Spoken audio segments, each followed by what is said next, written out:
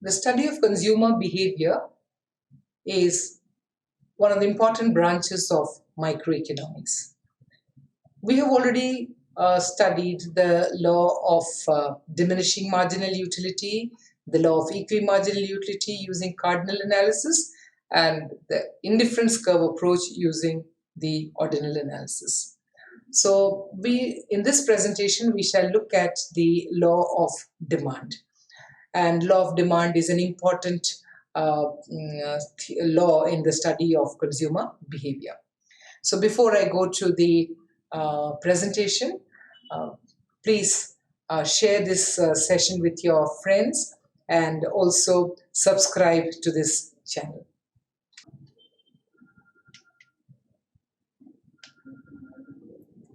What do we understand by the term demand?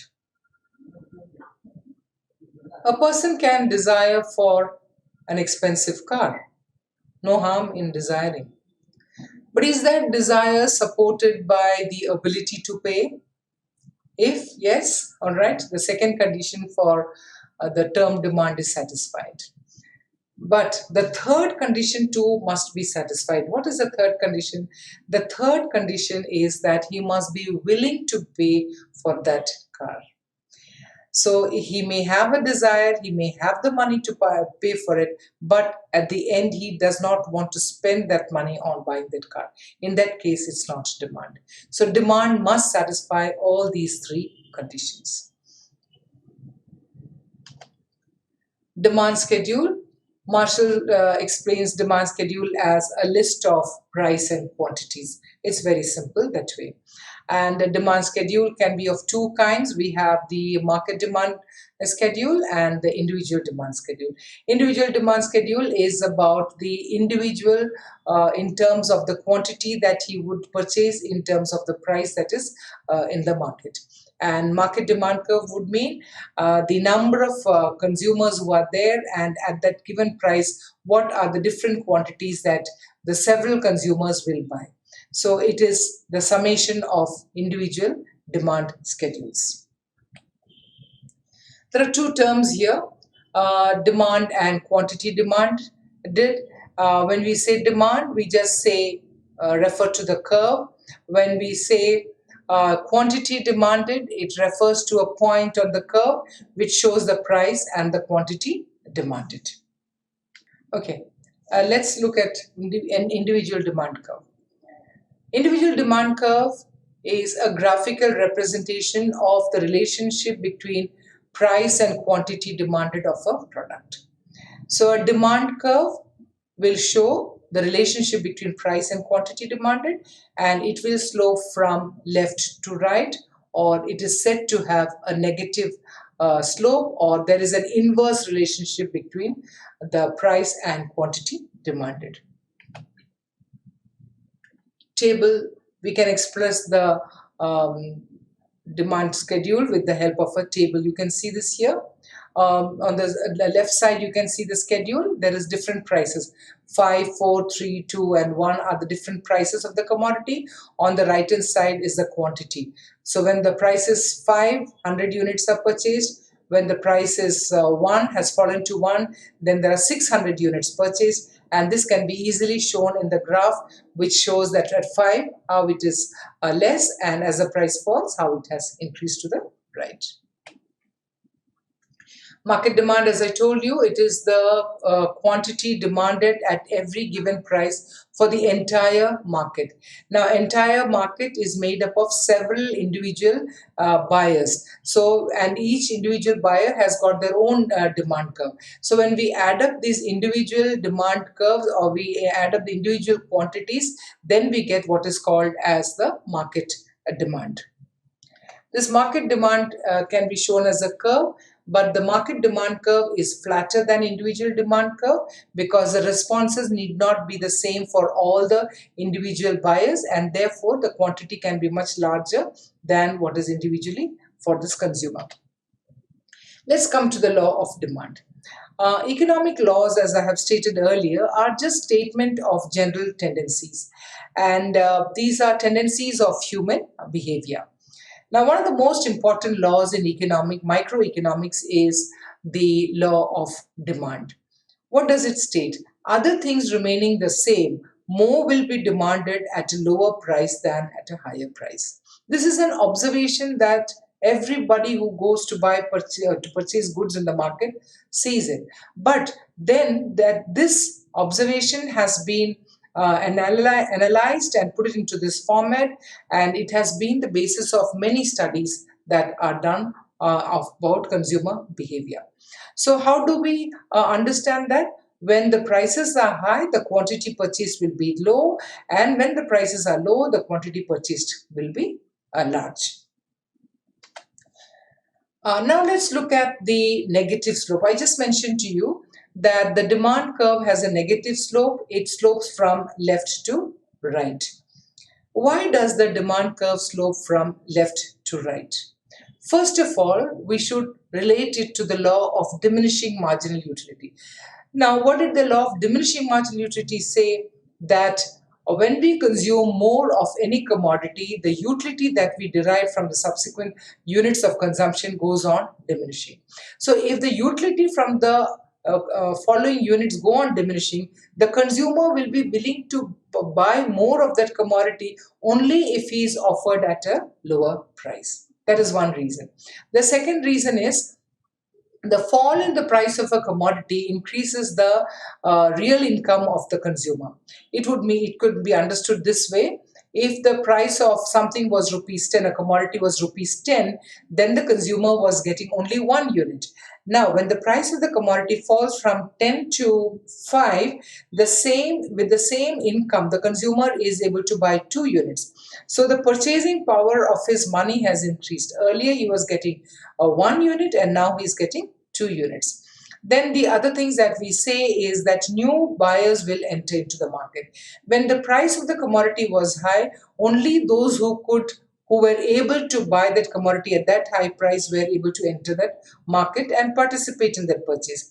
But when the price of the commodity has fallen, then people with lower income can also participate in that market, and therefore different kinds of new users will also enter into that market to buy that commodity. The next important thing is that about the commodity being put to a variety of uses. When the price of a commodity is very high, then it will be purchased in very small quantities and used only in those units where it is most urgent. But when the price of a commodity falls, consumers tend to buy larger quantity of it and use it for a much larger variety of uses. Example can be many from a household. Example that of ghee. When the price of ghee is very high, very small quantities purchased, but when the price of ghee falls, the quantity purchased of ghee will be more, and therefore it can be used for less important uses. And then thus it can be seen that all these consumer behaves in the same way, and therefore we say that it has to slope from left to right because of these conditions.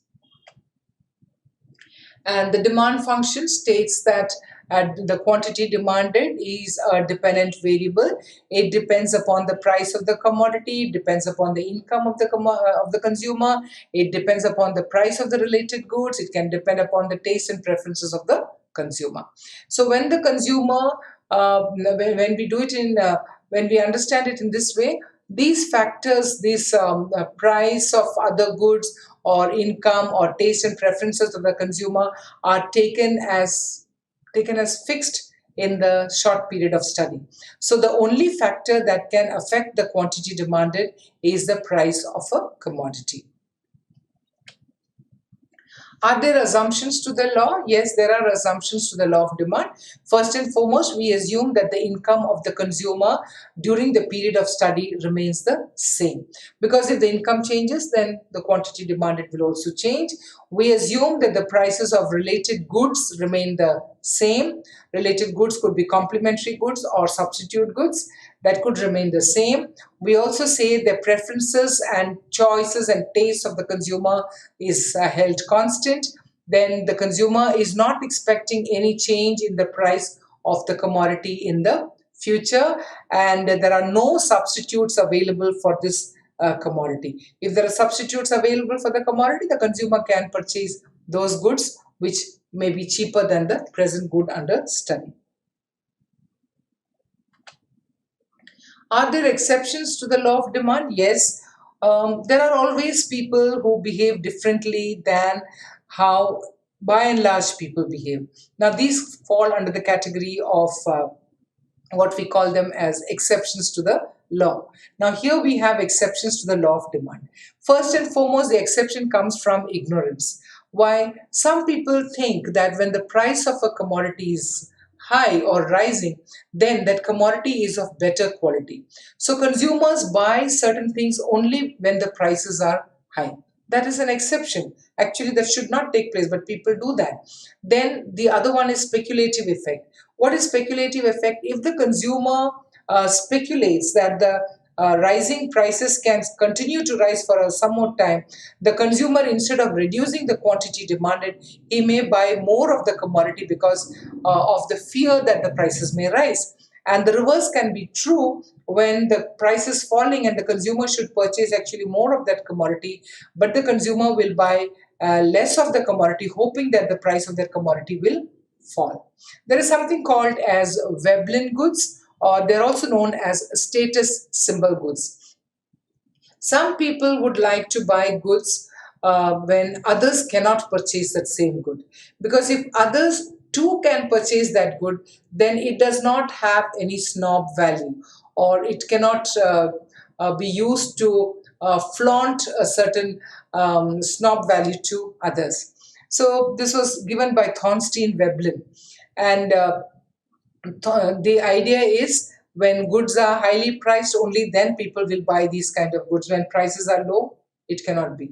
If gold is the price of gold is affordable to a large number of people, then those who would like to show us buy it as a Veblen good would not purchase that. They would rather purchase some higher metal like platinum or diamonds, so that the ordinary people cannot reach to purchase that. Then we have something called as a bandwagon effect. The bandwagon is that individuals belong to a social class or strata. So sometimes they buy goods even the prices are high, because the people in that social strata have already purchased it. So just to keep up with their social class, sometimes goods are purchased even though the prices are high. And finally, inferior goods, people, even though the price of the good falls, and people may not purchase more of it because that good was an inferior good. Now, there is something else here. There is something called as the Giffen's good. Giffen's good is christened after Sir Robert Giffen, who observed a peculiar phenomenon during the World War.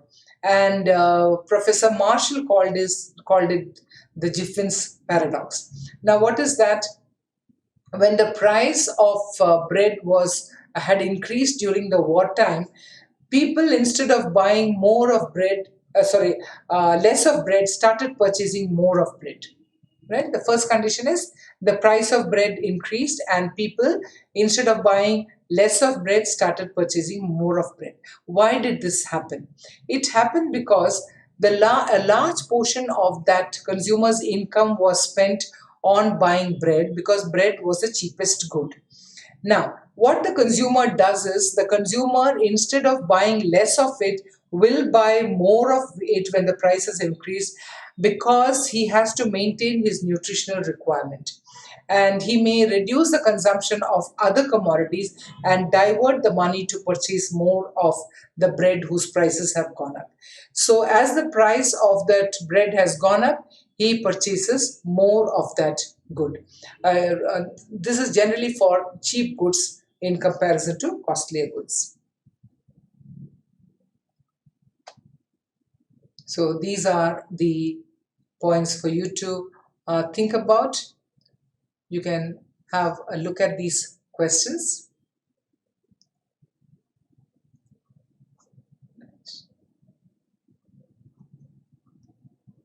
So please share this video and subscribe to the channel. I hope the text that is presented to you is also useful from your examination point of view.